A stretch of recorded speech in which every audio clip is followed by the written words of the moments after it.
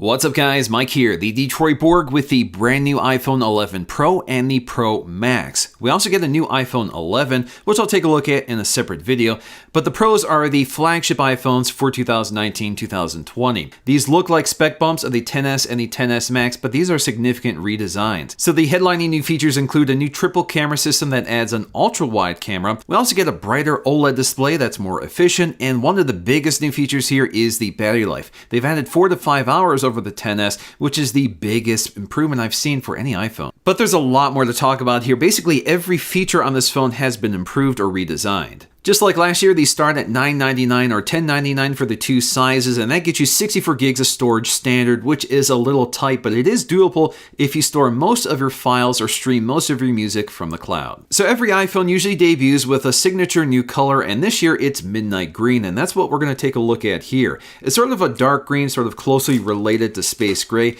It's a really nice color, although at first glance it wasn't something I liked right away. Now, it's been a while since I've seen black used on an iPhone box, but that's the color they're using for the iPhone Pro. If you get an iPhone 11, those boxes are white, but you can see the color of the iPhone depicted on the top of the box. So lifting the lid, the first thing we see here is that stunning midnight green with that frosted glass back panel. Typically, there's some paperwork on the top when you open up these boxes, but this time we get the phone right away, so that's kind of nice.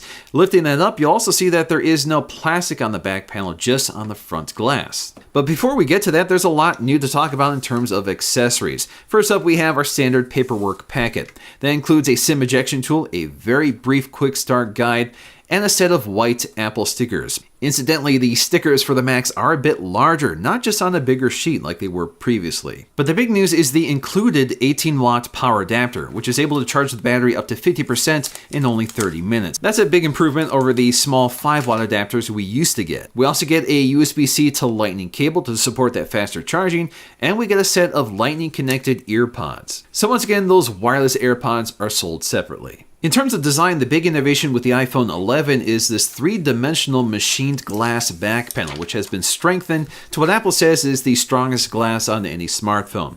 But of course, I'm going to leave that to other people to test. But this design gives you this much more integrated look to the camera bump out on the back. You also get this contrasting texture between the matte on the back and the glossy surfaces around the camera module. And within the camera bump out, you'll find those 3 cameras with matching metal rings around the lenses. It's a really nice look. It almost looks like jewelry. It's a really well crafted design. They've also simplified the look on the back panel by mounting the Apple logo at the center and removing the iPhone branding. We still have wireless charging up to 7.5 watts, I believe. The iPhone Pro is still the only iPhone that gets a stainless steel frame, so you have this nice polished finish all around the edges. To accommodate the larger battery, these phones did get a bit thicker and heavier, so they're up to 8.1 millimeters thick instead of 7.7, and we gained about 11 grams on the Pro, and the 11 Pro Max gained about 18 grams. Although the displays are the same dimension, these phones are slightly taller and wider than before as well, and this is where an Apple Card comes in handy to show you the slight difference. For the most part, this is largely imperceptible, but the weight gain is slightly noticeable, so this phone does feel a little heftier than the XS. The buttons on the sides of the phones also get a slight tweak here. The design is the same, so we still have our sleep-wake power button along the right side, the volume controls, and the mute switch along the left side, along with the SIM tray, but all of these have been slid down just a little bit with the new generation. Visually, not much has changed at the bottom of the phone. We still have a speaker on one side, the microphone on the other side, a USB Lightning connector at the center, and color-matching components right down to the grill inserts and the screws around the Lightning connector. Once again, we have a set of stereo speakers with the earpiece and the bottom speaker working together, and they are acoustically matched so they sound nice and uniform. In terms of sound quality, I'm actually a little surprised by how much louder these speakers sound compared to the iPhone XS. Apple really only talks about the 3D audio processing for 5.1, 7.1, or Dolby Atmos sources. It's able to much better separate the channels with only 2 speakers. It's pretty impressive and definitely a welcome improvement. These phones do pick up some new OLED displays, although at first glance they look like they're the same because they're the same size, 5.8 inches or 6.5 inches, with the same resolution and pixel density of 458 ppi. Now these displays are 15% more energy efficient, but they're also brighter at the same time. So instead of 600 nits of maximum brightness, we can now achieve up to 800 nits of maximum brightness, or 1200 nits. Now 800 nits is what you'll achieve if you expose the ambient light sensor to direct light. You can't manually dial it up to 800 nits. 1200 nits is for HDR content such as Dolby Vision or HDR10. So that allows these displays to better represent the dynamic range with brighter highlights to match the deep blacks of OLED. So because of this more vivid and brighter panel, Apple is calling this the Super Retina XDR display. Now for me, the differences in the displays don't really show up that often. So for example, it is slightly more visible outdoors when exposed to direct sunlight, but indoors, you're not going to really notice much of a difference. In terms of HDR content, it's kind of hard to find the right situation where it's really noticeable, especially for the camera. But for the most part, I do notice that some highlights tend to get brighter and the colors tend to have more depth and separation than before. Now, what I think is really helping this display day to day is the auto brightness. Because this display is more efficient, it's much less aggressive in terms of dimming the screen, like the previous iPhone OLEDs. In terms of the bezel, nothing has really changed here. We still have this nice uniform design top to bottom, so each corner has the exact same dimensions, although the bezel looks kind of thick compared to some other phones which have razor thin bezels, even if they may not have the same symmetry. The notch at the top of the phone is unchanged from the previous generation, although Face ID is a little quicker and works from greater angles than before. Face ID still is the most secure and effective facial recognition technology on any smartphone, so I definitely think it's worth having the notch. One of the other changes is that the iPhone 11 Pro gives up on 3D Touch in favor of haptic touch, the same technology that debuted with the iPhone XR last year. So instead of pressure sensitivity, we now use long presses to achieve the same action. But if you're used to 3D Touch, you'll find haptic touch to be a little slow, just because it requires a long press to work properly. 3D Touch was a little more instant, but it is something you get used to, and at least it requires a lighter touch to work, as opposed to mashing the screen. And you still get the haptic feedback just like you did with 3D Touch. This year's new chip is called the A13 Bionic CPU. This is a second generation 7nm chip which really focuses on energy efficiency. So we're seeing about a 20% improvement in terms of CPU and GPU performance, but a 30% to 40% improvement in terms of energy efficiency. Although that's not a significant difference, it maintains a significant lead over its next rivals. So when it comes to battery life, with that larger battery, the more efficient display, and the more efficient CPU, I'm seeing battery life I have never seen on an iPhone. Over 9 hours of screen on time in a 24-hour period.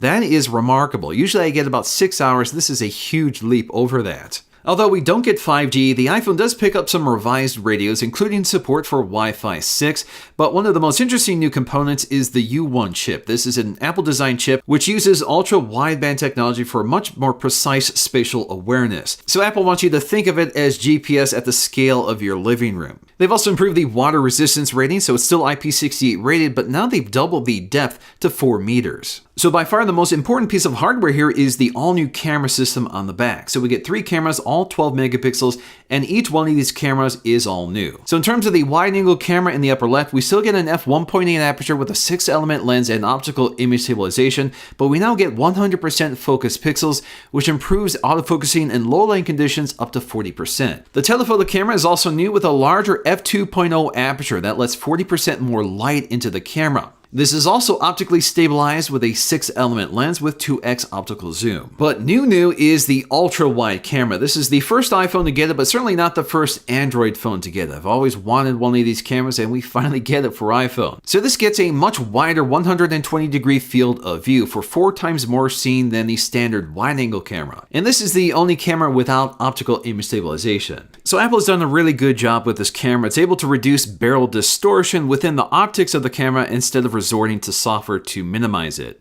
But you get this really impressive effect when you use that wide-angle camera, and of course it allows you to get a much larger scene in close quarters. So really this is nothing new, but I think this is potentially more useful than a telephoto lens. At least with this lens you can get a shot that you simply couldn't achieve from the wide-angle camera. In terms of this camera's performance in ideal lighting conditions, there's not a huge difference between the XS and the 11, but there's a few things that are consistently better with the iPhone 11 Pro, specifically the performance of Smart HDR. So Smart HDR is doing a much better job preserving the dynamic range of a photograph. Images look more vibrant because things are brighter and the colors are more vivid. So in comparison, iPhone XS images look a little hazy and flat compared to the more vibrant images produced by the 11 Pro. Some of these improvements seem to come down to semantic rendering. That's something new with this new A13 ISP or image signal processor. So effectively, this camera can identify the different surfaces and subjects in your photograph and customize the rendering for every area of the photograph instead of just applying a blanket algorithm. Now, because we have 3 cameras working together, that means these cameras can easily switch between each other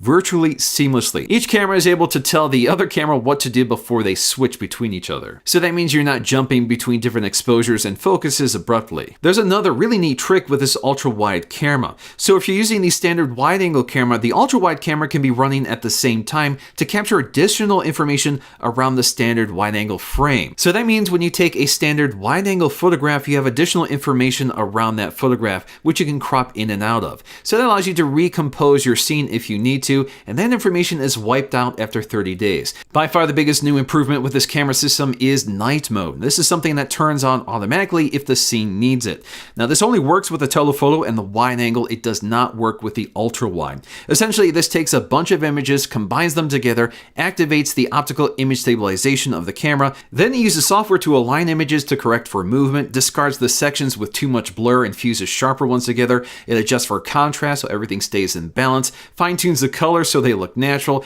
then it denoises and enhances detail to produce the final image. And the overall effect is really impressive. This is something you can turn off with the on-screen dial if you prefer, and you can also change the intensity if you want, but for the most part, automatic mode works perfectly. So if you compare the images of the XS Max next to the iPhone 11 Pro Max, you can see there's a pretty substantial improvement in terms of detail, color, vibrancy, and of course exposure. Now this is not a new feature for a lot of smartphones, but Apple has done a really good job in terms of preserving detail without excessive noise and maintaining consistency, especially in terms of color, and the end results aren't quite as cartoonish as they can be with other smartphones. Now this is not a magic night vision camera. This is best used when you have some light sources in your image. You just need some enhancement through the software. Otherwise, if you have very little light, you're still going to see plenty of noise. In terms of video, all 4 of these cameras can do it at 4K resolution. Only 2 of them, the wide angle and the telephoto, can do it at 60 frames per second, but the ultra wide is limited to 30 frames per second. Now for me, the most impressive improvement with this camera is stabilization. I've never seen anything quite like it on a smartphone. So it's a huge improvement over the XS Max, and it's virtually infallible. So most of this stabilization is electronic, not optical. So it makes for very smooth video, and again, one of the best video cameras you can use on a smartphone. Not to be forgotten is the new 12 megapixel front-facing camera with a wider angle lens. So now it's able to record 4K video up to 60 frames per second. It's also able to take wider angle images. So when you're taking a portrait photograph, you get a standard 7 megapixel photo, but if you rotate to landscape mode, this will expand it out to 12 megapixels. You can also toggle the icon on the screen to change between these different views. Also new and unique to the new phones is a new portrait lighting mode, specifically high key light mono. And for some reason, this camera gained a slow motion feature. So if you want a slowfie, as Apple calls it, you now have that option. But unfortunately, if you don't have hair, this really is a useless feature. Alrighty, so testing out the front-facing camera, I have the XS Max here, 11 Pro Max here. Big difference here. So obviously, one of the things you notice right away is that the lens is wider, so you have to hold the camera as far away to get a wide shot.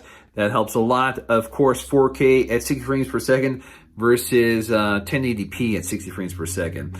Definitely a huge improvement overall. You can see the color, I think, looks better. I guess not a huge difference here in terms of exposure. It does a really good job. You can see in terms of HDR, you can see through the windows. You can see the light fixtures behind me. Not too bad. Definitely a welcome improvement on a camera that Apple has neglected for too long. In terms of the camera app, there's quite a bit that's new with the iPhone Pro that's worth exploring here. A lot of people may not be aware of how some of this works. So at first glance, nothing really looks terribly different here. You can switch between the different camera lenses. That's all pretty familiar. You can also tap and hold to switch between the cameras using this little dial. Again, very similar to what we're used to. You get these little detents in terms of haptic feedback that let you know that you're jumping between the different cameras. cameras, and you can see a slight transition as it does so. What's not obvious here is if you long press on the shutter release, you can start recording video.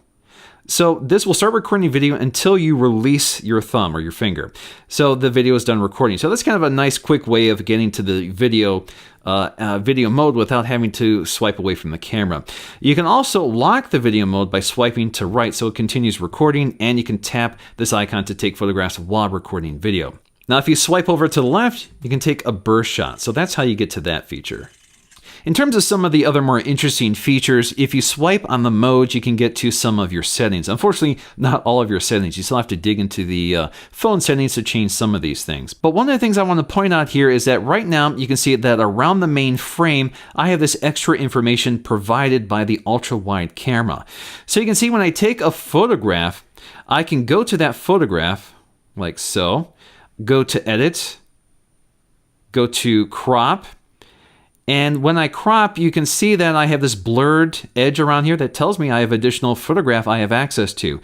So basically, I can zoom in, zoom out, or change my rotation without losing any of my photographs, so I don't have to crop in to rotate. That's all very useful. This saves for 30 days, so that extra information is pitched after 30 days. So if you want to edit your photo, do it within those 30 days. Now this feature really only works with enough light, so it's only good for certain situations. So if I tilt the phone down here toward a darker shot, you can see it fades out, so it turns off. But what does wake up is my control for night mode. Now night mode is mostly automatic, so it turns on only when it's needed, but you can manually adjust the feature as well. So besides the 3 cameras, we also have a microphone and our new and improved quad LED True Tone flash.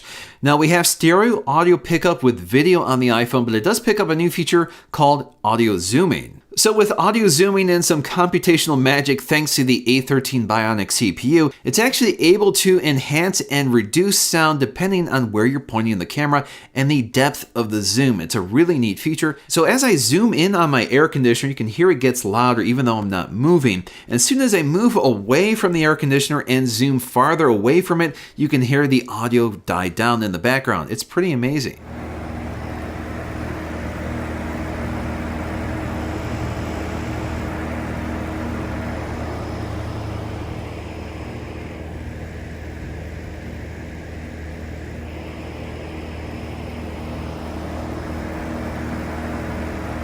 Next up, let's take a quick look at the interface. It does change a little bit with haptic touch. We do have live wallpapers available if you want to add them through the wallpaper section under settings. So this is the green live wallpaper, and it works just like it did with 3D touch. You just use a long press, and it's a little more static this time, so you can't change the intensity of the effect by increasing or decreasing pressure. But you can long press on these icons to get to some of your shortcuts here, such as the flashlight or the camera. So again, long press to get to the flashlight, turns on, turns off. We have our notification here, so if we long press on that, it expands out. Just a little slower this time. Swipe up to get to your other notifications, and swipe up to unlock and take you home. So from the home screen, you swipe to get to your widget panel. If you swipe down from the top, you get to your notification, and again, you can expand them out like so. Swipe from the upper right corner to get to your control center. And again, we just use long press to interact with some of these controls. So we have True Tone, Night Shift, and Dark Mode, which you can turn on and off. Swipe up and hold to get to all of your recent apps, and you can swipe to dismiss them like so. Swipe down from the center of the home screen to get to Search. Now, if you're used to an iPhone with a home button, these side buttons do mostly the same thing. Tap and hold to get to Siri. To take a screenshot, tap the volume up key and side key at the same time. And to power off or restart, tap and hold the side key and the volume down key at the same time until you get to the interface. Haptic Touch also works with quick actions, so you can long press apps to get to these quick actions, but this is also how you rearrange apps. So they don't start wiggling automatically. You have to activate rearrange apps in order to start that mode. And if you want to exit the mode, just swipe to dismiss. In terms of haptic touch with the keyboard, you no longer 3D press anywhere on the keyboard to activate the cursor. You long press on the spacebar to achieve the same thing. In terms of choosing between these two sizes, it really comes down to 3 things. Price, there's $100 that separates them.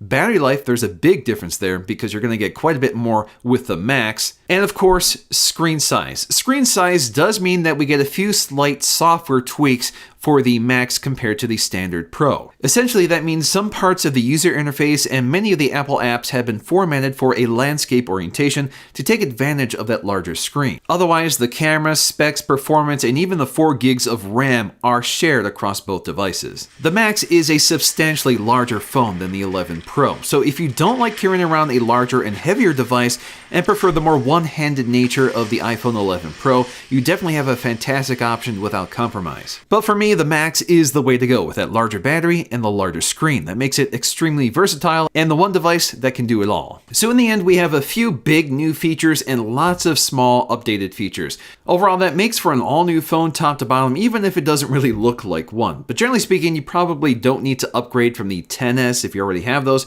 but this will certainly be an upgrade from anything earlier. Of course, there's always room for improvement. It would have been nice if we had bilateral charging so we could charge our AirPods or our Apple Watch with our iPhone. It would also be nice to have a 90Hz or 120Hz refresh rate for the display. Apple has ProMotion on the iPad. It would be really nice if that could make it to the iPhone. And of course, a smaller or no-notch design would be nice, and USB-C would be welcome. But that's going to do it for me in this video. I hope you guys enjoyed it. If you did, please leave a like to let me know, and I'll see you again in my next video.